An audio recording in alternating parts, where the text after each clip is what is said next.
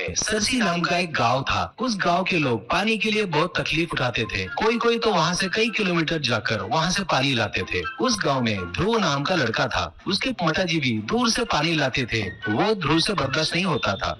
एक दिन गांव के सभी लोगों को बुलाकर ध्रुव, देखिए अपन पानी के लिए कितनी तकलीफ उठा रहे हैं, ऐसे कब तक सहेंगे, ये ठीक नहीं है। दुनिया पूरी बदल चुकी है, अब हम लोग यहाँ से दूसरे गांव जाएंगे। ये सुनकर उस गांव का मुखिया, देखो बेटा, दूसरे गांव में जाना बसना मतलब तेरे मेरे बोलने से इतना आसान नहीं है। अपन चाहकर भी नहीं जा सकते। अपने गांव में नदी नहीं है, समझा क्या? ये रेगिस्तान जैसे गांव को हरा भरा रखने वाली एक अद्भुत नदी थी। पर अपने पूर्वजों के कुछ कामों की वजह से लोग गांव के बाहर जंगल में कुछ भूतों को मानकर उनके श्राप के कारण अपने को नदी नहीं है। उन्होंने जो पाप किया ना, उसकी वजह से वो नदी सूख गई। ध्रुव, क्या दादाजी क्या बोल रहे हो? भूतों की वजह से अपन ऐसी हो गई क्या? और नदी सूख गई है, ऐसे कैसे? मुखिया, बेटा, अपने गांव में जो नदी थी ना, उसको एक पौराणिक विशेषता थी। उस नदी में नहाने के लिए कहां कहां से लोग आते थे। महातपस्वी, बहुत संपन्न लोग भी आते थे। उनको अपने गांव वाले बहुत इज्जतदारी से अच्छे से देखते थे। उसी समय में दो राक्षस अपने गांव में आए और अपने कुछ लोगों को सोना चांदी देकर अपने तरफ कर लिए और उनसे तपस्वी और मुनीश्वरों को तकलीफ देने लगाए। ये बात उनको पता चली तो वो लोग अपने को श्राप देकर चले गए। उस श्राप की वजह से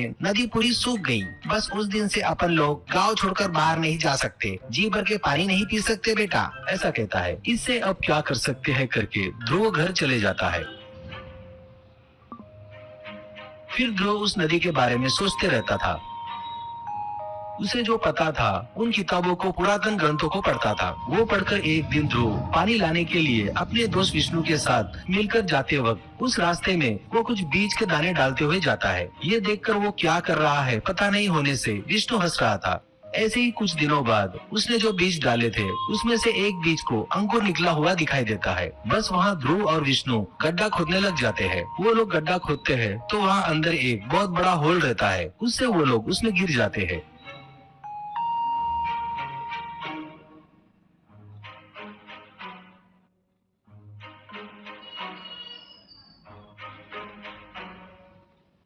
नीचे अंडरग्राउंड में सरसी का पानी था, यानी वहाँ बड़ी नदी रहने से वो लोग पूरे नदी भर तैरते हुए खुशी से घूमने लगे।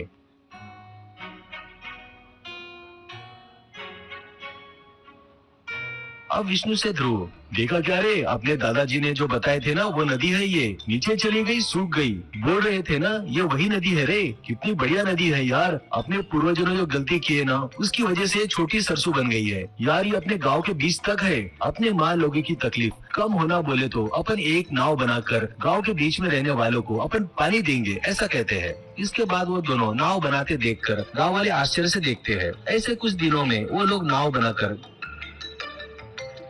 गांव के बीच में एक बड़ा होल करते हैं। बस वो लोग नाव सहित नीचे पानी में गिर जाते हैं।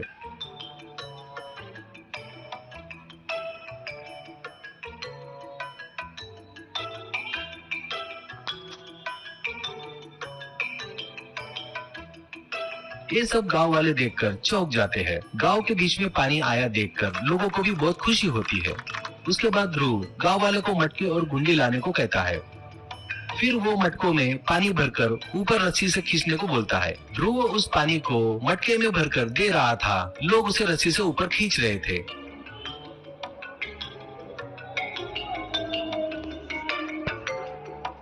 गांव वाले सभी लोग उस पानी को उस सरसों नदी की खोज किए, इसलिए ध्रुव और विष्णु की तारीफ करते हैं।